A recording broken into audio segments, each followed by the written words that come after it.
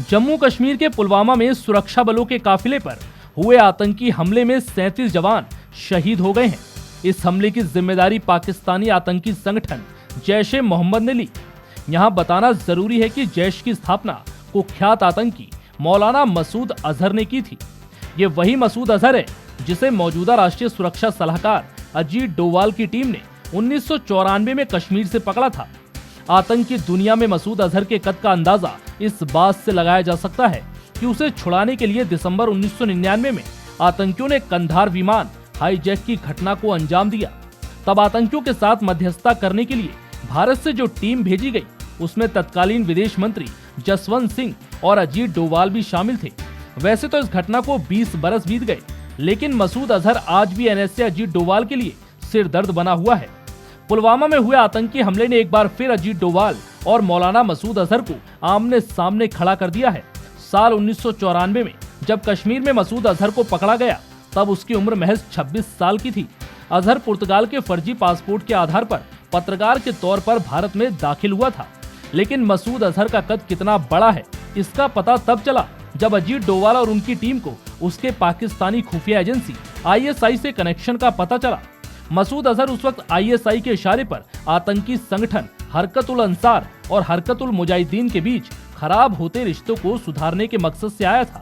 मसूद अजहर के पकड़े जाने के 5 साल बाद यानी कि 1999 में इंडियन एयरलाइंस की काठमांडू से दिल्ली आने वाले IC 814 विमान का हाईजैक हुआ। आतंकियों ने विमान में सवार 180 यात्रियों को छुड़ाने के लिए मसूद अजहर, उमर शेख और मुश्ताक जरगर को रिहा करने की शर्त रखी।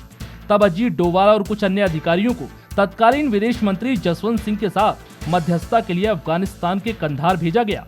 पिछले साल अपनी एक किताब के विमोचन में अजीत डोवाल ने खुलासा किया था कि तालिबान के अपहरणकर्ताओं को आईएसआई की मदद ना प्राप्त होती तो हम इस संकट को खत्म कर सकते थे। बहरहाल भारत ने तब यात्रियों की सुरक्षा को ज्यादा प्राथमिकता दी, लेकिन हाईजैक की इस घटना के ठीक 2 साल बाद यानी 2001 में मसूद अजहर ने लश्कर-ए-तैयबा के सरगना हाफिज सईद के साथ मिलकर देश की संसद पर हमले की साजिश रची।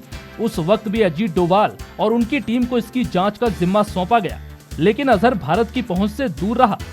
साल 2001 में अमेरिका के 9/11 हमले के बाद दुनिया के कई आतंकी संगठनों समेत संयुक्त राष्ट्र सुरक्षा परिषद ने जैश-ए-मोहम्मद को भी आतंकी संगठन घोषित किया। इसके बाद साल 2002 में पाकिस्तान ने भी जैश पर प्रतिबंध लगा दिया। प्रतिबंध के बावजूद मसूद अजहर पाकिस्तान में खुला घूमता रहा और भारत के खिलाफ जहर उगलता रहा। इस दौरान मसूद अजहर का नाम कश्मीर में सीधे किसी बड़ी घटना में सामने नहीं आया, लेकिन पिछले कुछ सालों में भारत में हुए 2 बड़े आतंकी हमलों से एक बार फिर मसूद अजहर ने दस्तक दी। पहला बड़ा हमला 2 जनवरी 2016 को पंजाब के पठानकोट में एयरफोर्स बेस पर हुआ।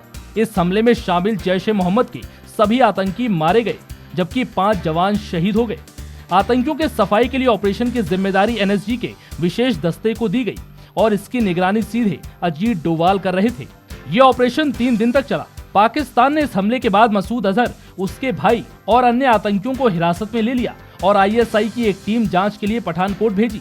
इसके बाद दूसरी बड़ी आतंकी घटना जिसने पूरे देश को हिला दिया वो थी उरी सेक्टर के सेना मुख्यालय पर।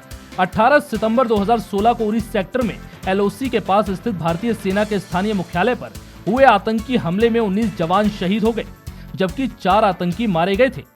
इस हमले की साजिश भी मसूद अजहर ने पाकिस्तान में बैठकर रची थी, लेकिन भारतीय सेना ने इस हमले का बदला पाकिस्तान की सीमा में घुसकर सर्जिकल स्ट्राइक से दिया। अब एक बार फिर पुलवामा में बड़ा आतंकी हमला हुआ है, जो उरी सेक्टर में सेना के कैंप पर हुए हमले से काफी बड़ा है। इस हमले की जिम्मेदारी भी मसूद अजहर के संगठन जैश-ए-मोहम्मद ने ली। अब इसे इत्तेफाक कहा जाए या कुछ और कि कंधार विमान हाईजैक की घटना के 20 साल बाद देश के एनएसए अजीत डोवाल है, जबकि सीमा के उस पार आतंक का आका मसूद अजहर अपने संगठन की सफलता पर भारत की पकड़ से दूर मुस्कुरा रहा है। फिलहाल इस जानकारी में इतना है।